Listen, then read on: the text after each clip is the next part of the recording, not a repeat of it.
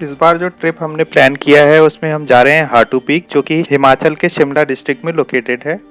यहाँ पर माँ हाटू माँ का एक मंदिर है जो नारकंडा मेन रोड से लगभग 7 किलोमीटर ऊपर की तरफ है। ये 3 दिनों का ट्रिप होगा जिसमें प्राइमरीली हम 3 लोकेशंस कवर करेंगे, जो कि हैं चैल, हाटू पीक और साधु पुल। एक बार जल्दी से मैप भी रेफर कर लेते हैं। हम अपने सफ़र की शुरुआत करने वाले हैं दिल्ली के मुकरबा चौक से। यहाँ से हम सीधा जाएंगे चैल, वहाँ पे हम नाइट का स्टे करेंगे और उसके बाद हम अगले दिन जाएंगे सुबह माँ हाटू टेम्पल और वहाँ से फिर हम मंदिर के दर्शन करके वापस आएंगे साधु पुल, और साधु पुल में नाइट स्टे करेंगे और फिर वापसी का सफ़र तय करेंगे दिल्ली के लिए। ये ग्रुप राइड है। प्लान के अकॉर्डिंग हमें मुकरबा चौक के पास इकट्ठा होना था, तो हम सब लोग वहाँ पे अपनी बाइक कार पार्क करके बाकी लोगों का इंतजार कर रहे थे। अभी सब लोग आ चुके हैं और यहाँ से निकलने की तैयारी कर रहे हैं, तो समय हो चुका है चैल तक की अपनी जर्नी शुरू करने का। चलिए सफ़र की शुरुआत करते हैं।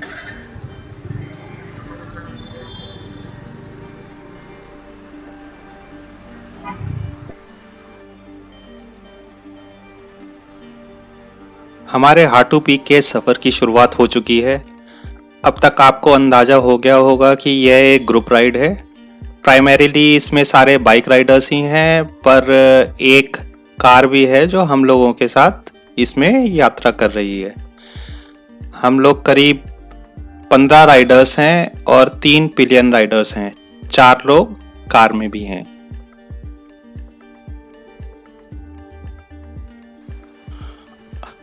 अब हम लोग उस पॉइंट पे पहुंच गए हैं जहां पे पुलिस ने सिंघू बॉर्डर पे धरने की वजह से रोड को ब्लॉक किया हुआ है। यहाँ से अब हम लोग रॉन्ग साइड जाएंगे और थोड़ी सी आगे जाके हमें डाइवर्जन मिलेगा, जहाँ से हम लोग राइट टर्न लेके अंदर से सिंघू बॉर्डर को क्रॉस करेंगे। बस थोड़ी ही आगे चल के ये वो पॉइंट आ गया है जहाँ से हम लोगों को राइट टर्न लेना है। और जैसा कि यहाँ पे दिख रहा है, बहुत ही ज़्यादा ट्रैफिक जैम है यहाँ पे।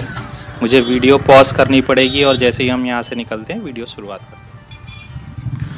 अभी लगता है मूवमेंट शुरू हो गई है, ट्रैफिक थोड़ा थोड़ा सा मूव करने लगा है और लग रहा है कि अब हम लोग थोड़ा सा आगे बढ़ पाएंगे।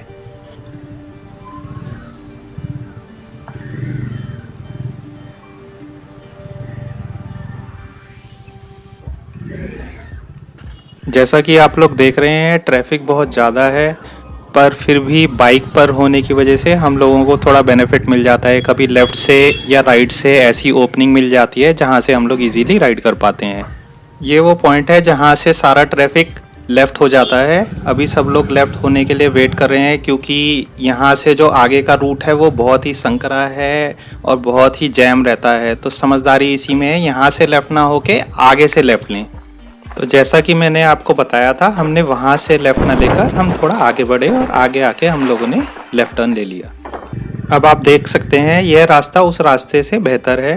हालांकि सड़कें टूटी हुई हैं, फिर भी सड़कें चौड़ी हैं। इंडस्ट्रियल एरिया होने की वजह से काफ़ी स्पेस है और आप यहाँ से आराम से निकल सकते हैं।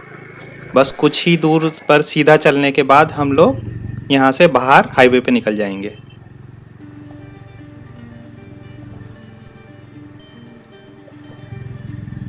ये कुछ टर्न्स हैं जो कि अंदर के रास्ते में आपको लेने पड़ते हैं, पर टर्न्स बहुत ही एविडेंट हैं। आपको आसानी से अंदाज़ा हो जाएगा कि आपको कहाँ पे मुड़ना है। अगर जो आप पहली बार इस रूट पे आ रहे हैं तो अच्छा यही होगा कि आप एक बार गूगल मैप रेफ़र कर लें। अगर जो आप रास्ते में चलते वक्त गूगल मैप को रेफ़र करते हैं तो फिर ये बहुत ही आसान है। गूगल मैप यही रास्ता आपको सजेस्ट करता है। और बस 10 से 15 मिनट में हम लोग वापस हाईवे पर पहुँच गए हैं। तो शुरुआत में जैसा लगता है सिंघू बॉर्डर को क्रॉस करना असल में उतना मुश्किल है नहीं, पर हाँ फिर भी आपको ट्रैफिक का सामना करना पड़ता है, गड्ढे और इन सब चीज़ों का सामना करना पड़ता है।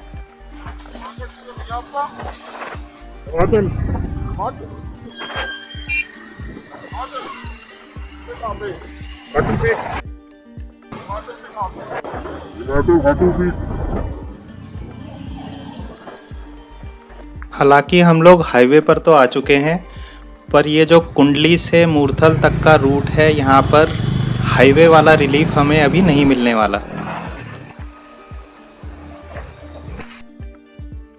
अब हम पहुंच गए हैं कुंडली बॉर्डर, और यहाँ पे सामने मेरे केजीपी केएमपी एक्सप्रेसवे का जो पॉइंट है, वो जहाँ पे वो मर्ज होता है जीटी करनाल रोड से, वो पॉइंट आ चुका है।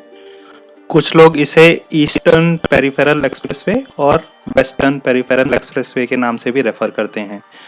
अगर जो ये एक्सप्रेसवे आपको सूट करते हैं तो आप इन एक्सप्रेसवेज का भी यूज़ कर सकते हैं, तो आपका जो सफ़र है वो थोड़ा आसान हो जाएगा और आप यहाँ पे आसानी से पहुँच पाएंगे। हालांकि इसके आगे भी कुछ ऐसा पोर्शन है जहाँ पे आपको ट्रैफिक डाइवर्जेंस और थोड़ा सा केओटिक सेटअप दिखेगा, बट बस कुछ ही यहाँ से दूरी पर जो प्रॉब्लम्स हैं वो ख़त्म हो जाती हैं और हाईवे जो है वो शुरू हो जाता है। इस राइड में एक चीज़ नोटिस करने वाली है कि बाइक के बहुत सारे ब्रांड्स और वेरिएंट्स हैं, जैसे कि बजाज की, प्राइमरीली बजाज की डोमिनार 400 हैं, पर उसके मल्टीपल वेरिएंट्स हैं।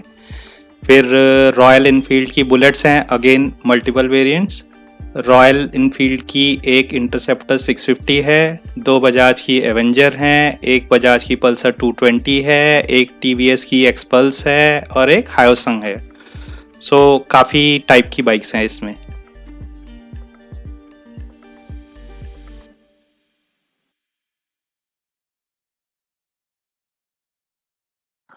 अभी सामने मुझे दिख रहा है कि ये जो कंस्ट्रक्शन का केओस है वो एंड हो चुका है और अब हमारा जो मेन हाईवे है, जहाँ पे आप एक्चुअली हाईवे को एंजॉय कर सकते हैं, राइड को एंजॉय कर सकते हैं, उसकी शुरुआत हो चुकी है। तो अब हम लोग थोड़ा स्पीड अप करेंगे और जल्दी से हम लोग पानीपत पहुंचने की कोशिश करेंगे। पानीपत में हम लोगों का एक टी ब्रेक है, तो वहाँ पे हम लोग एक टी ब्रेक लेंगे, फिर उससे टी ब्रेक ख़त्म करने के बाद हम लोग चंडीगढ़ के लिए आगे बढ़ेंगे। अभी जो हमारे इस ग्रुप का जो हेड है, हेड इन अ सेंस जो कि सबसे आगे चल रहे हैं, हम उनके पास पहुंचने की एक बार कोशिश करते हैं, देखते हैं, थोड़ा सा स्पीड अप करते हैं यहाँ से।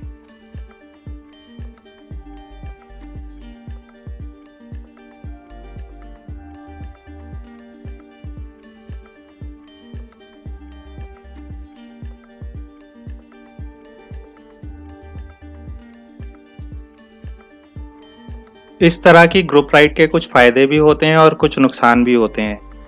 फ़ायदे ये होते हैं कि सबसे पहला तो आपको कॉन्फिडेंस होता है, अगर जो आपको कोई भी प्रॉब्लम आएगी तो आपको मदद मिल जाएगी, लोग आपकी मदद करने लगते हैं और आपकी जो प्रॉब्लम होती है वो सॉल्व हो जाती है। दूसरा फ़ायदा ये है कि आप लोगों के साथ अपने व्यूज़ शेयर कर सकते हैं, लोगों से बातचीत कर सकते हैं, इंटरेक्ट कर सकते हैं, आपको नए लोगों से मिलने का मौका मिलता है। और ये पानीपत का टोल आ चुका है, पानीपत का टोल क्रॉस कर रहे हैं हम लोग। हाँ, तो हम लोग बात कर रहे थे फ़ायदे नुकसान की।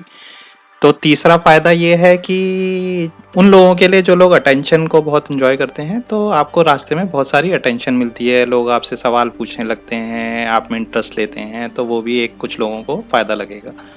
चौथा फ़ायदा ये है, जब आप कुछ ऐसे एरियाज़ होते हैं जैसे पहाड़ है या कुछ अंधेरे में आप जब चल रहे होते हैं, एक साथ लाइट चल रही होती हैं, तो बड़ा ही सिनेमैटिक सा एक अपील होता है, बहुत ही प्राउड वाली फीलिंग आती है।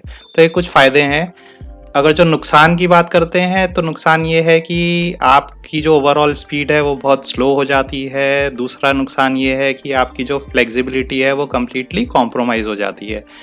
आपको ग्रुप के हिसाब से ही चलना पड़ता है और आप जब चाहें रुक नहीं सकते, जब चाहें चल नहीं सकते, तो इस तरीके की प्रॉब्लम्स होती हैं। जो राइड को लीड कर रहे हैं उन्होंने बाइक यहाँ पे रोक दी है, लगता है टी ब्रेक है।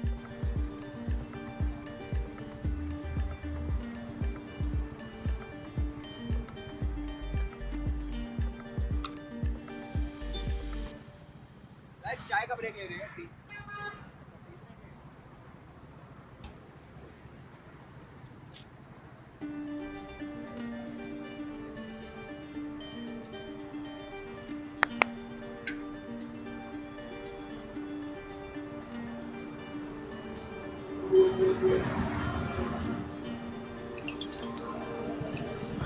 अभी हम लोग अंबाला पहुंच चुके हैं। हम कुछ राइडर्स अपने बाकी राइडर्स से थोड़ा अलग हो गए हैं और राइडर्स जो हैं वो काफ़ी आगे चले गए हैं। इनफैक्ट जो टेल है इस राइड का वो काफ़ी पीछे रह गए हैं और हम उनका इंतज़ार करने के चक्कर में थोड़ा धीरे चल रहे थे। इस चक्कर में हम काफ़ी पीछे रह गए हैं और वो हमें कभी अभी दिखाई भी नहीं दे रहे हैं। यहाँ से अभी आगे बढ़ते हैं क्योंकि यहाँ से लुधियाना और चंडीगढ़ का डाइवर्जन है, तो लॉजिकली जो बाकी का ग्रुप है वो कहीं वेट ही कर रहा होगा। आगे बढ़ के उस ग्रुप के साथ ज्वाइन हो जाते हैं और देखते हैं, तब तक शायद टेल भी वहाँ तक पहुँच जाएंगे।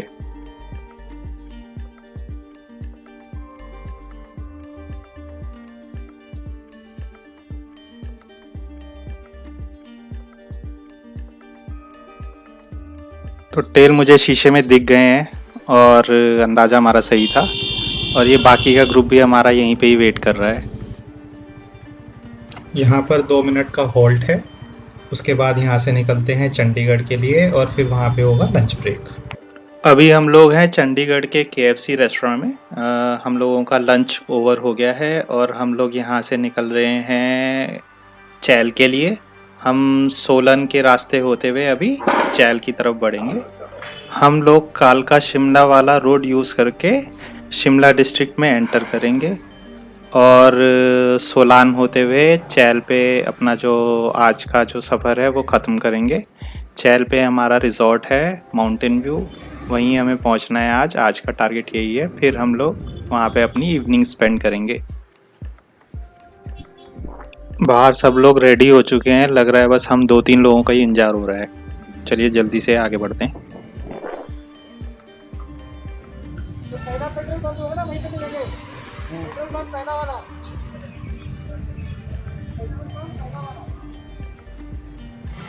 हम लोगों की बाइक का फ्यूल अभी लो हो गया है।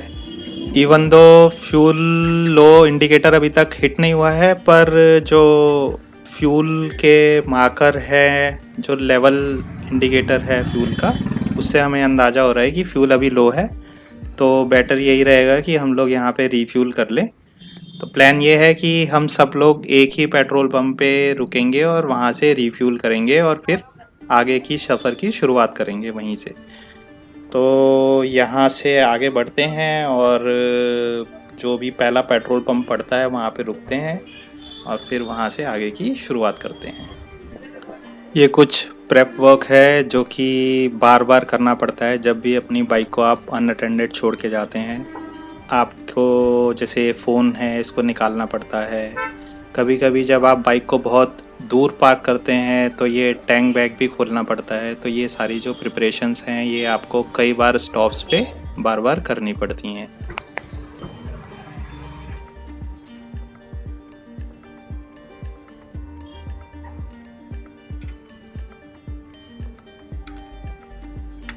वीडियो की लंबाई को नियंत्रण में रखने के लिए मैं अपने इस वीडियो का ये जो पार्ट है यहीं पे एंड करूँगा। आगे की वीडियो जो होंगी वो अलग पार्ट्स में होंगी। मुझे पिछले जो वीडियो मैंने बनाए थे वो थोड़े लंबे हो गए थे। कुछ लोगों ने सलाह भी दी थी कि आप वीडियो को छोटे छोटे पार्ट्स में बनाएं, तो उस तरीके से देखने वालों को कन्वीनियंट रहता है। तो इस वीडियो का यहीं पे एंड करते हैं। इनफैक्ट वीडियो के इस पार्ट का यहाँ पे एंड करते हैं। और अगर जो आप चंडीगढ़ से चैल तक के सफ़र को देखना चाहते हैं तो पार्ट 2 ज़रूर देखें, उसमें हम आगे का जो सफ़र है वो कवर करेंगे।